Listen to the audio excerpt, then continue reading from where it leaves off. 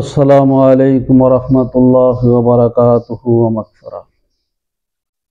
কাছে এবং দূরে যে যেখান থেকে দেখছেন সকলকে জানাচ্ছি প্রাণ ঢালা অভিনন্দন ও মুবারকবাদ। আজকে আপনাদের সামনে আলোচনা করব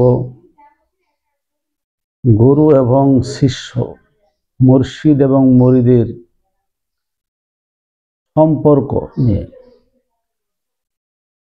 আমরা জানি প্রত্যেক মানুষ আল্লাহ রাব্বুল আলামিন কোরআনুল কারীমের মধ্যে বায়াত হওয়ার নির্দেশ দিয়েছেন। সকল ধর্মেই এই বায়াতের কথা চালু আছে। তো গুরু ভক্ত হওয়া, মরিদ হওয়া, মসজিদ ধরা, এটা সকল ধর্মে চালু আছে। তো এই জন্য প্রত্যেক মানুষের পীর ধরা অতিবি জরুরি, কারণ আল্লাহ রাব্বুল আলামিন হাসরের ময়দানে প্রত্যেক মানুষকে তার ইমামের নাম অনুসারে ডাকবেন, আর এই ইমাম হচ্ছে মুর্শিদ এবং পীর। তো এই জন্য পীর এবং মুরিদের মধ্যে একটা গুরুত্বপূর্ণ সম্পর্ক রয়েছে, যে সম্পর্কটা কিরকম হওয়া দরকার আপনাদের সামনে আলোচনা করব। আমরা জানি প্রত্যেক মুর্শিদ পীর প্রত্যেক ভক্তের কাছে, তার মুরিদের কাছে অত্যন্ত সম্মানী এবং অত্যন্ত মহাব্বতের পাত্র। প্রত্যেক মুরিদ তার ভক্তি দ্বারা, তার মহাব্বতের দ্বারা মুর্শিদের মনকে জয় করার চেষ্টা করে, এই উদ্দেশ্যে যে একজন আল্লাহওয়ালার সাথে সংস্পর্শ রাখার কথা, এটা আল্লাহ কোরআনে বলছেন। আর সংস্পর্শ রাখলে, সংযোগ স্থাপন করলে, মহাব্বত রাখলে আল্লাহর মহাব্বত হয়। এই জন্য আপনার সবচাইতে আসল মুর্শিদ হলো নবী মুহাম্মদ রাসূলুল্লাহ সাল্লাল্লাহু আলাইহি ওয়াসাল্লাম। আল্লাহ কিন্তু বলেছেন, হে নবী, আপনি বলে দিন তারা যেন আপনার ভালোবাসা অনুসরণ অনুকরণ করে, তাহলে আমি আল্লাহর ভালোবাসা হবে। আমি আল্লাহকে যদি ভালোবাসতে চাই, তারা আপনাকে যেন ভালোবাসে, অনুসরণ অনুকরণ করে। প্রত্যেক মসজিদের অনুসরণ নবীর অনুসরণ, আল্লাহর অনুসরণ। এই জন্য গুরু এবং শিষ্যের মধ্যে যেটা সবচেয়ে বেশি গুরুত্বপূর্ণ, সেটা হচ্ছে আদব। একজন পীরের মধ্যে যেরকম ইসলামী রীতিনীতি থাকতে হবে এবং ইসলামের পায়রবি করতে হবে, এবং একজন ভক্ত তার পীরের অনুসরণ করে পীরের সাথে আদবের সাথে ওনার আদব রক্ষা করতে হবে।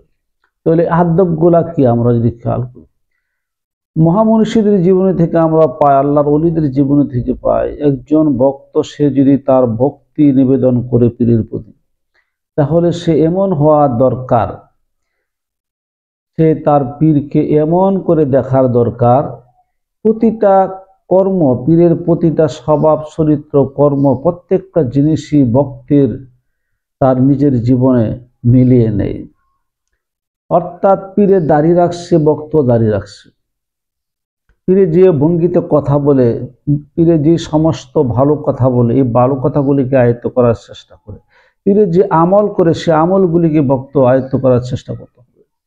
এবং পীরের সাথে কখনো বেয়াদবি করা যাবে না, এবং পীরের সাথে ভদ্রতার সাথে কথা বলতে হবে, এবং পূর্ণাঙ্গ মহাব্বত প্রয়োগ করতে হবে।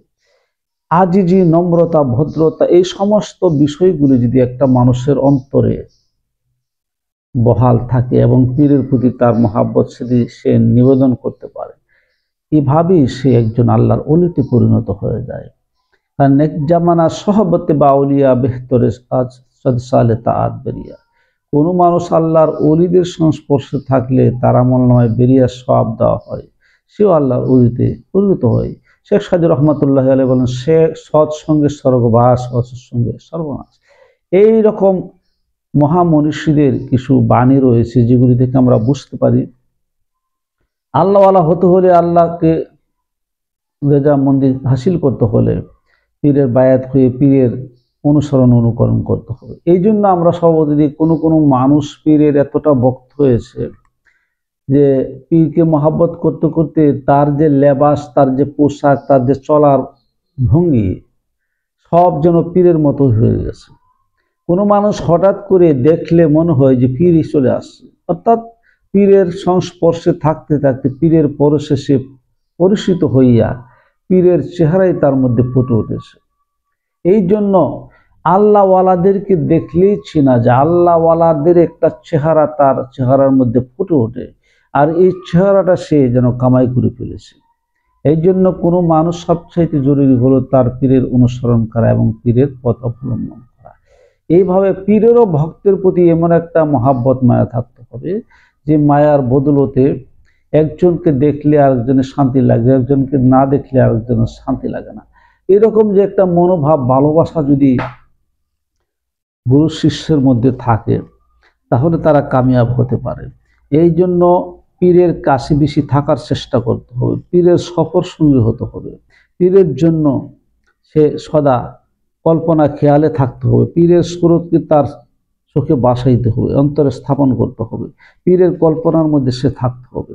এই নিগুড় কল্পনার ভিতরে দিয়ে আল্লাহর নবী এবং আল্লাহর কল্পনায় বদ্ধমূল হবে অন্তরের মধ্যে, এবং আল্লাহর কুদরতকে বোঝা জানার মতো জ্ঞান সৃষ্টি হবে, আধ্যাত্মিক শক্তি তার ভিতরে সৃষ্টি হবে।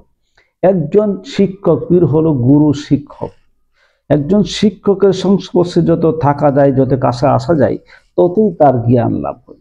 এছাড়া বুজুর্গানে দিন বলেছেন, যদি একজন আল্লাহওয়ালাদের চেহারার দিকে যদি কেউ তাকায় থাকে, তার সগীরা গুনাহগুলি মাফ হয়ে যায়। একজন আল্লাহওয়ালার সংস্পর্শে কিছু সময় কাটালে সে অলিতে পরিণত হয়ে যায়।